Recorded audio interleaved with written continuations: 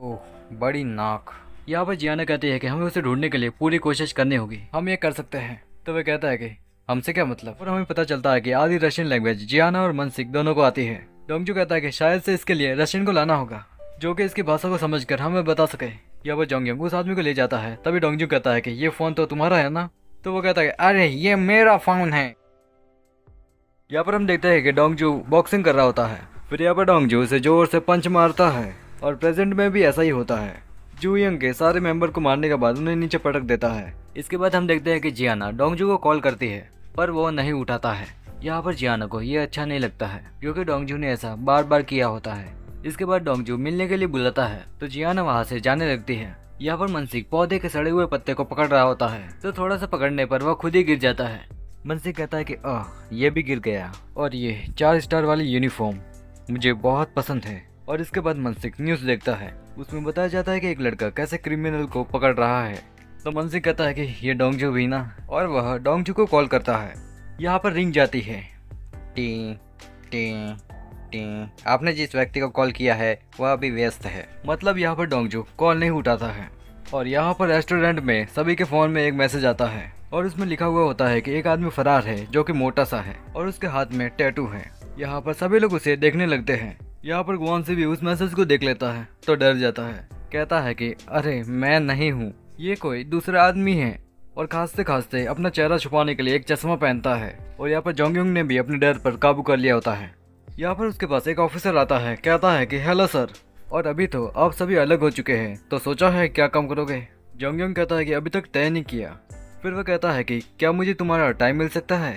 फिर यहाँ पर वो उसे फाइल देता है और कहता है कि इस लाश को देखकर आप पता लगा सकते हैं कि केस कितना बेतुका है, और मुझे पता था कि ये केस कौन कर सकता है। अगर तुम्हें और डिटेल्स चाहिए तो मैं एक आदमी को भेज दूंगा। यहाँ पर सीन कट होता है और हम गुआनसी को देखते हैं। गुआनसी कहता है कि बाल झड़ रहे हैं, बंदा इतना टेंशन लेगा तो बाल नहीं झड़ेंगे तो क्या होगा।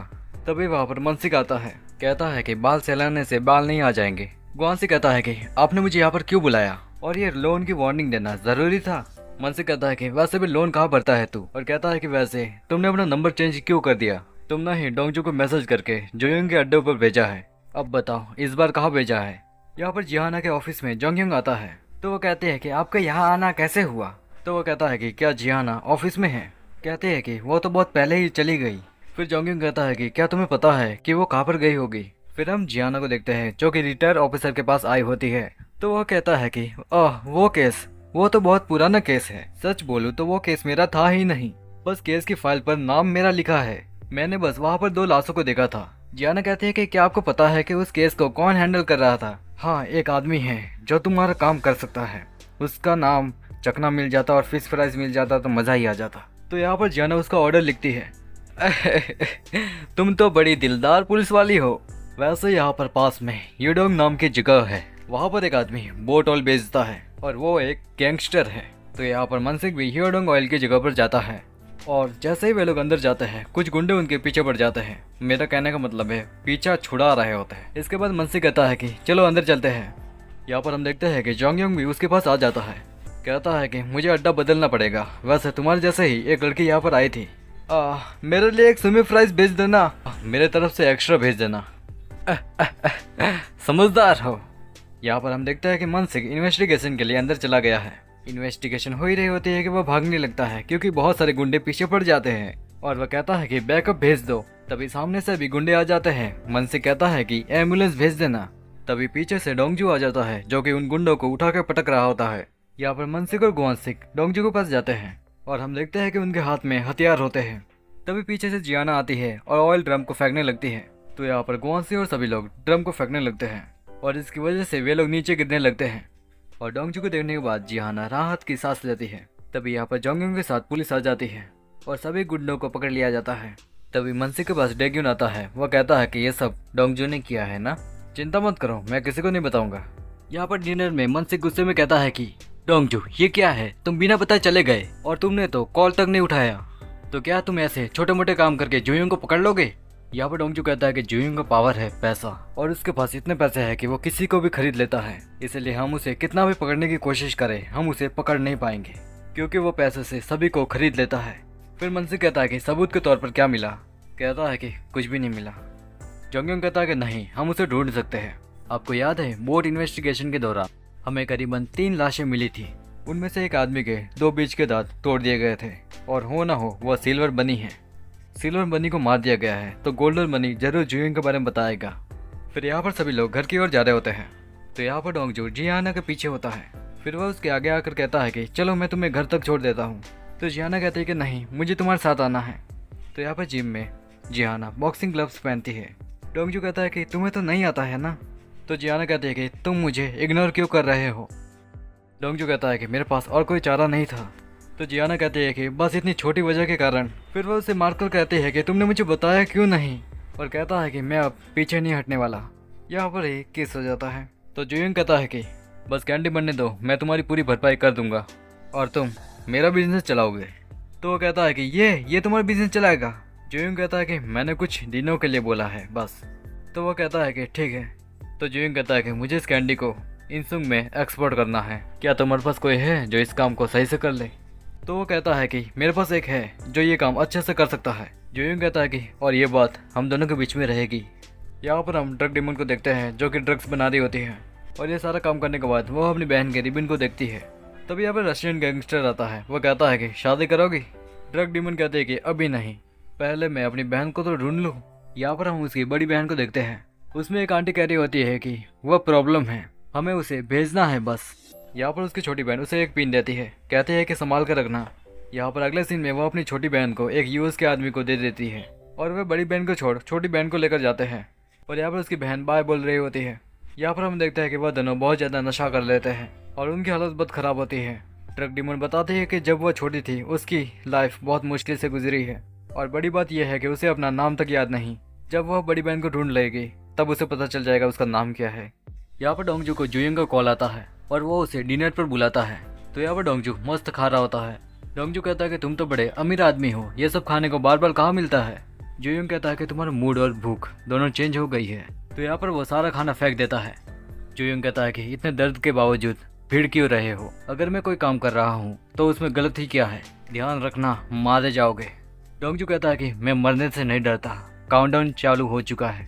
फिर वो उसे सारी घड़ी देता है और वहाँ से चला जाता है। यहाँ पर हम एक टॉपर को देखते हैं।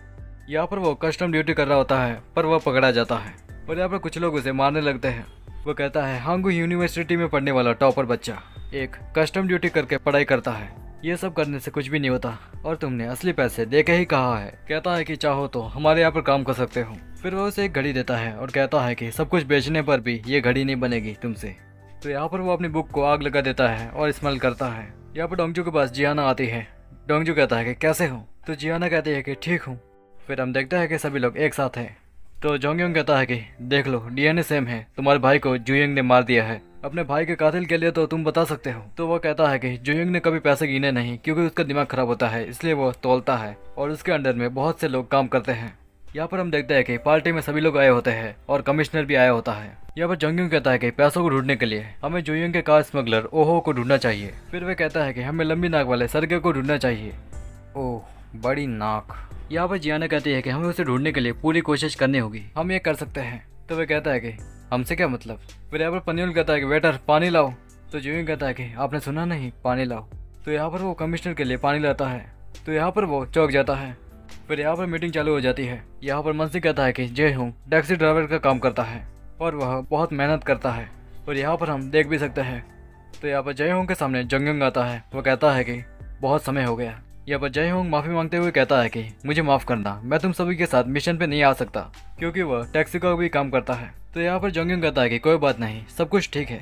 यहाँ पर मनसी को पता चलता है कि वह सेरेगई टैक्सी टाउन में जाता है। तो यहाँ पर वे लोग उसी जगह पर जाते हैं। फिर वो कहता है कि ये गाड़ी उसी की है और ये गर्म है, मतलब वो यहीं पर है। जियाना कहते हैं कि पर वो इलेक्ट्रिक कार है और वहाँ पर न चाहते हुए भी हंसी का माहौल होता है। यहाँ पर वे लोग उसे कुदाकर गाड़ी से और लाठी से पकड़ लेते हैं। यहाँ पर वो रशियन लैंग्वेज बोलता है। यहाँ पर हमें पता चलता है कि आधी रशियन लैंग्वेज जियाना और मनसिक दोनों को आती है। डोंगजू कहता है कि शायद से इसके लिए रशियन को लाना होगा जो कि इसकी भाषा को समझकर हमें बता सके। यहाँ पर जोंगयोंग उस आदमी को ले जाता है। तभी डोंगजू कहता है कि ये फोन तो तुम्हारा है ना। तो वो कहता है अरे ये मेरा फोन है। कहता है कि हे मेरा फोन दो। अरे तुम्हारी वजह से स्क्रैच आ गया। डोंगजू कहता है कि हमें नहीं पता था कि तुम्हें कोरियन भी आती है। मुझे पकड़ने से कुछ भी नहीं होगा, मैं तुम्हें कुछ भी नहीं बताने वाला। यहाँ पर डोंगजू कहता है कि तुम ऐसे नहीं मानोगे। वो उसे मारने वाला होता है, तभी जोंगयुंग उसे रोक लेता है और कहता है कि इसे जाने दो। उसके जाते ही पीछे से जोंगयुंग कहता है कि रुक जाओ। वो कहता है कि जितने लोगों को हमने पकड़ा है जोंगयुंग ने उन्हें मार दिया है, तुम जोंगयुंग के पास जाओगे सही सलामत, क्या वो तुम्हें छोड़ेगा?